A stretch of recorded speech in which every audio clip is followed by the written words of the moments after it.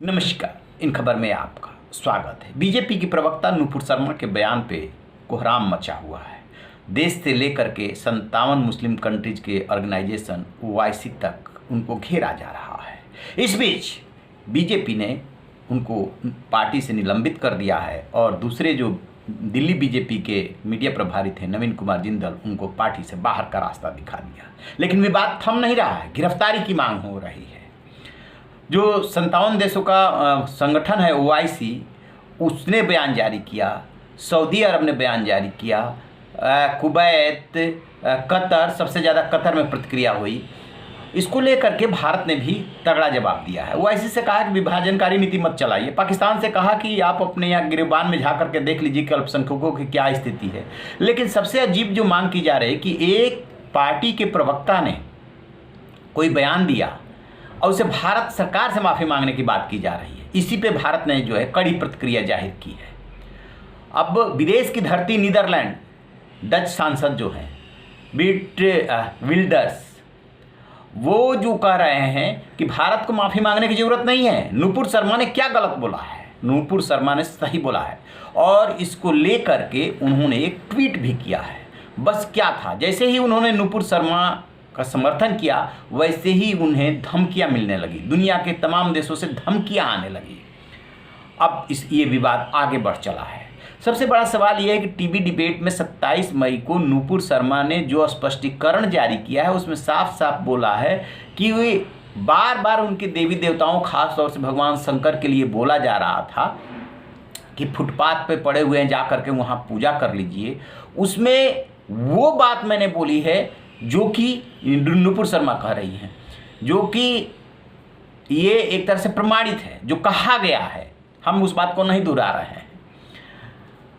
तो मैं अपनी बात को वापस लेती हूँ। भारी दबाव में है। उन्होंने भी ये भी ट्वीट किया कि उन्हें धमकियाँ मिल रही है, लिहाजा मीडिया हाउसेस से रिक्वेस्ट है कि जो फ़ोन नंबर है और एड्रेस उसको डिस्क्लोज न किया जाए। ऐसे ही डच सांसद जो विल्डर्स हैं उनको भी धमकियाँ मिल रही है। तो जो कोई बोलेगा उसको धमकियाँ मिलेगी। इस पे जो है कोई देश नहीं बोल रहा है कि मान लीजिए कि वो कह रही हैं कि हमने सच बोला। डच सांसद कह रहे हैं कि नुपुर शर्मा ने एकदम सही बात बोली है और इसके लिए भारत सरकार माफ़ी क्यों मांगे, किसी को नहीं माफ़ी मांगनी चाहिए। चलिए, ये इनका पक्ष हो गया। आपके हिसाब से गलत बोला है, आपके पूज्य के खिलाफ बोला है, तो फिर आप मारने की धमकी देने वाले कौन होते हैं? कैसे जो है ऐसे धमका सकते हैं?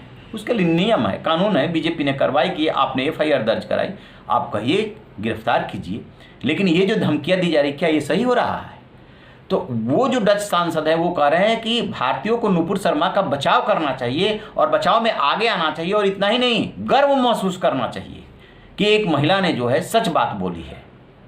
अभी बात आगे बढ़ चला है क्योंकि कुछ मुस्लिम कंट्रीज में भारतीय प्रोडक्ट्स के बाइकाट की भी बात हो रही है। तो है क्या कि कोई भी धर्म हो, जो बीजेपी ने बयान जारी किया कि सर्वधर्म समभाव में बीजेपी विश्वास करती है, किसी भी धर्म के जो पूज्य हैं उनका सम्मान करती है और ऐसी चीज़ों में बीजेपी विश्वास नहीं करती है, ये कह करके तो उन्होंने कार्रवाई कर दी। लेकिन दूसरा पक्ष भी देखिए, दूसरा पक्ष क्या कर रहा है।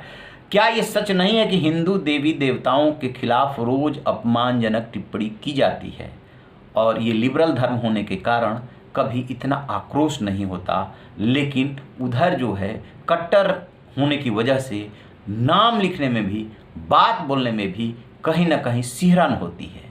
ये दोहरा रवैया क्यों, दोहरा व्यवहार क्यों? मैं इस बात का समर्थन करता हूँ कि मोहम्मद साहब का सम्मान होना चाहिए। विवादित बातों से बचिए, लेकिन ये धमकी कहाँ तक जायज़ है?